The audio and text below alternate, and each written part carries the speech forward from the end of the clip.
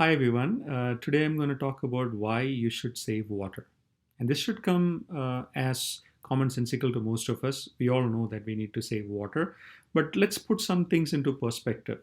First, first of all, let's imagine our household, the amount of water we spend, and make a guess. How much water would you be spending per day for yourself and for your household?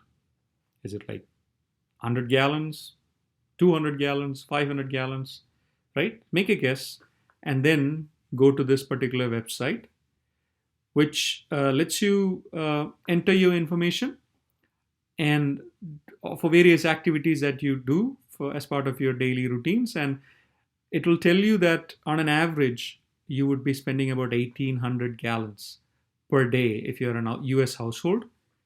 If you are that's for your personal usage. And for the household, you would be spending around 8,200 gallons of water, which is substantial. So let's put this into perspective, right? That 8,000 gallons of water. 1 in 9 people in the world don't have access to drinking water. Over 150 million people in the world use surface water for drinking, which is likely contaminated. Over 2 billion people, almost 1/4 of the world population, use drinking water sources that are contaminated. So when that happens, somebody has to pay the price from a health standpoint, right? And who pays the price for it? Nearly 500,000 children under the age of 5 die due to waterborne illnesses. Now, you and I, with some choices, can make this better for so many of those young children as well as many other people in the world.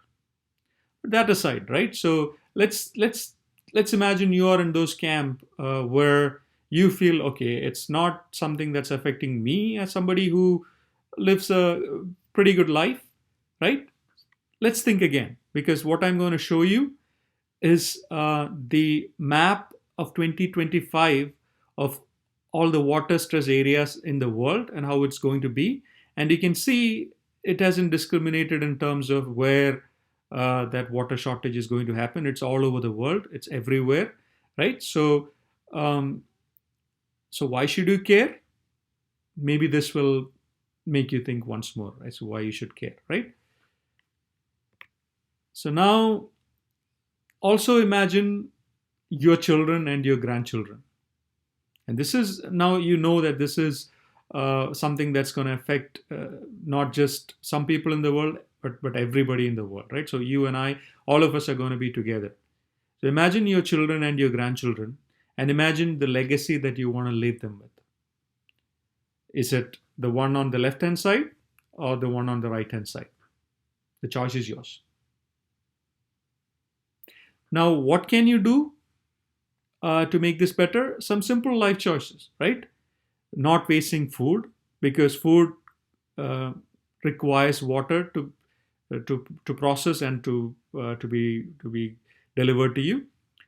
Taking showers that don't take as long as you would have enjoyed. I mean, you take like fewer minutes of shower. Using less amount of water for lawns, and making sure the pools are covered if you happen to have a pool, and making sure the water doesn't evaporate from the pools. Nearly 1/3 of the water spent or wasted in the United States are through external usage. So things like this can cause a huge amount of savings. And obviously, energy saved is water conserved, because it takes water to create energy. And there are life choices and comfort choices that you can take that can reduce the water usage as well.